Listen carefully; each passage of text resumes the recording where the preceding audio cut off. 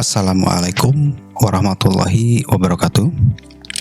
Pada video pertemuan kelima ini di mata kuliah statistika dan probabilitas kita akan membahas lebih lanjut mengenai ukuran dispersi.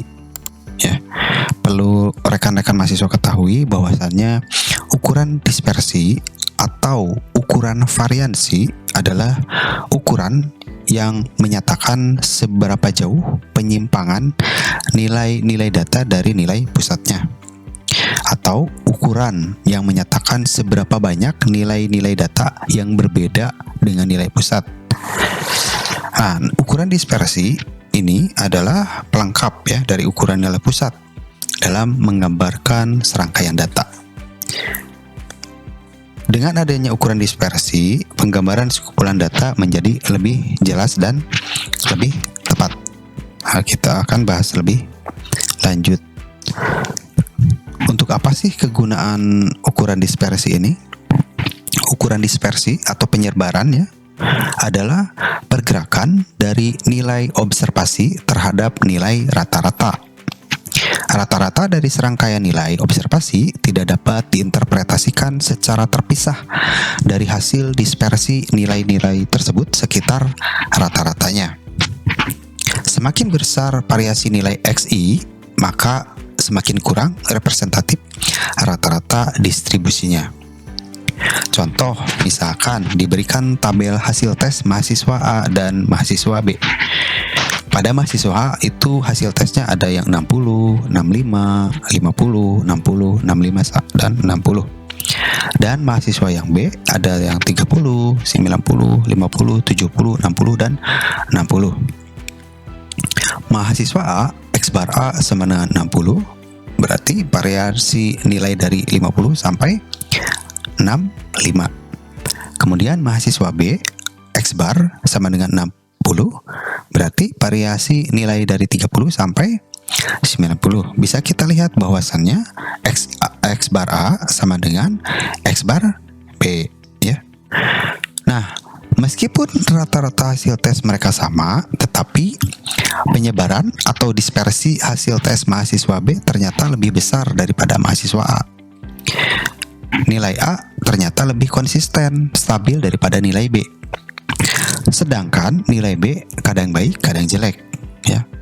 Hal ini berarti prestasi nilai A lebih baik atau lebih stabil daripada mahasiswa B. Nah, berdasarkan besar kecilnya penyebaran, kelompok data dibagi menjadi dua, yaitu ada kelompok data homogen, yaitu penyebaran relatif lebih kecil. Jika seluruh data sama, maka disebut kelompok data homogen 100%. Kemudian ada kelompok data heterogen, penyebarannya relatif lebih besar. Selanjutnya, kegunaan ukuran penyebaran antara lain ukuran penyebaran dapat digunakan untuk menentukan apakah nilai rata-ratanya benar-benar representatif atau tidak ya. Apabila suatu kelompok data mempunyai penyebaran yang tidak sama terhadap nilai rata-ratanya, maka dikatakan bahwa nilai rata-rata tersebut tidak representatif. Kita perhatikan tabel yang di bawah. Di sana ada karyawan kan.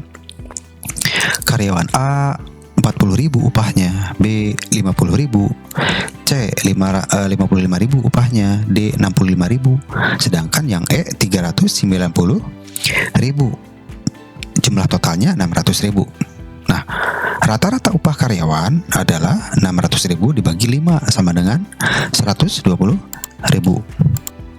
Berdasarkan tabel tersebut, jelas nilai rata-rata ini tidak representatif. Karena apa? Ada 4 karyawan yang upahnya di bawah rata-rata. Hal ini diakibatkan oleh sebaran data yang sangat heterogen. Ya, seperti itu. Ya. Tadi yang A ya. Kegunaannya, ukuran penyebaran data dapat digunakan untuk mengadakan perbandingan terhadap variabilitas data. Ukuran penyebaran data dapat membantu penggunaan ukuran statistika, misalnya dalam pengujian hipotesis. Apakah dua sampel berasal dari populasi yang sama atau tidak? Ya. Selanjutnya ada pengukuran jangkauan. Penentuan jangkauan atau rentang sebuah distribusi merupakan pengukuran dispersi yang paling sederhana. Jangkauan sebuah distribusi frekuensi dirumuskan sebagai beda antara pengukuran nilai terbesar dan nilai terkecil yang terdapat di dalam sebuah distribusi, ya. Nah, ini contohnya rumusnya ya. Rumusnya adalah R sama dengan XT dikurangi XR. Keterangannya R sama dengan rank, XT nilai tertinggi dan XR nilai terendah. Contoh nilai ujian mahasiswa STEMIK Sumedang, ya, kalau sekarang sudah Fakultas Teknik Informatika, ya. Di dalam tabel tersebut terdapat beberapa nilai ujian mulai dari yang terendah sampai yang tertinggi, ya.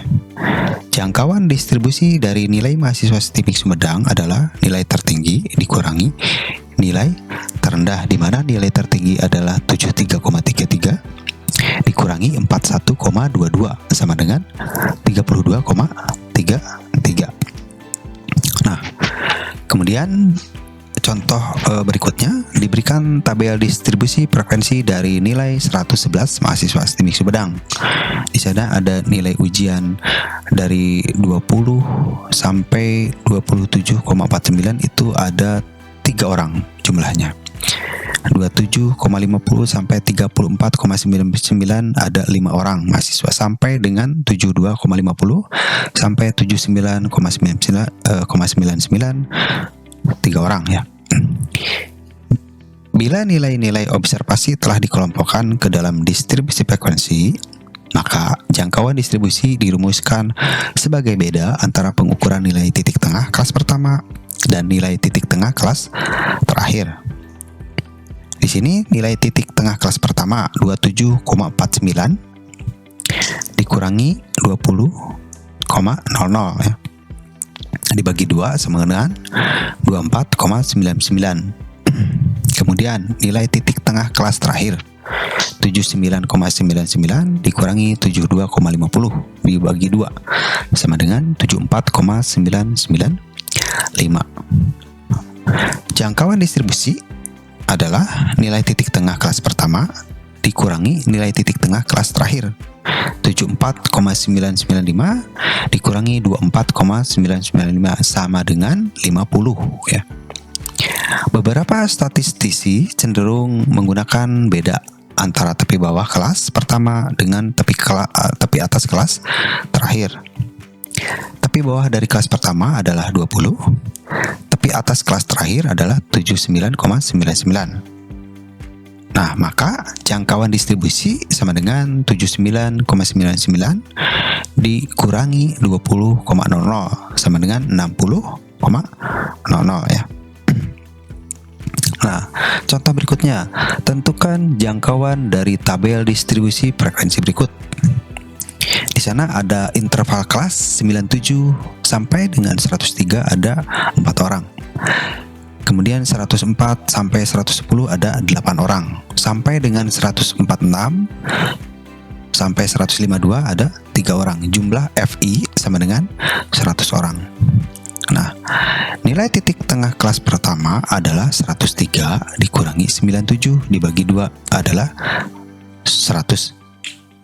Kemudian nilai titik tengah kelas terakhir adalah 152 dikurangi 146 dibagi 2 sama dengan 149.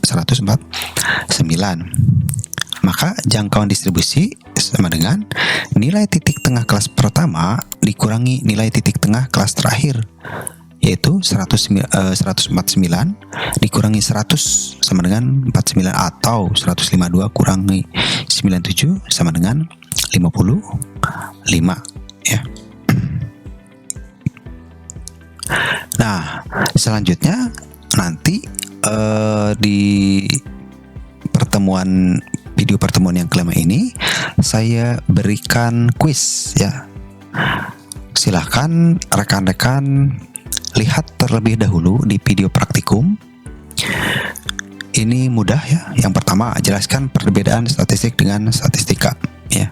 Kemudian yang terakhir itu ada pada tabel di samping, silakan dianalisis ya tentang nilai minnya, number of case ya, kemudian standar deviasi. Nah ini sum, nilai minimum dan nilai maksimum. Nah, untuk kuis ini silakan nanti rekan-rekan mahasiswa kirim via e-learning ya. Bukan email, tapi via e-learning. Format tugasnya adalah PDF ya. Silakan nanti dikerjakan kuisnya. Semoga materi ini bermanfaat ya. Saya akhiri. Assalamualaikum warahmatullahi wabarakatuh.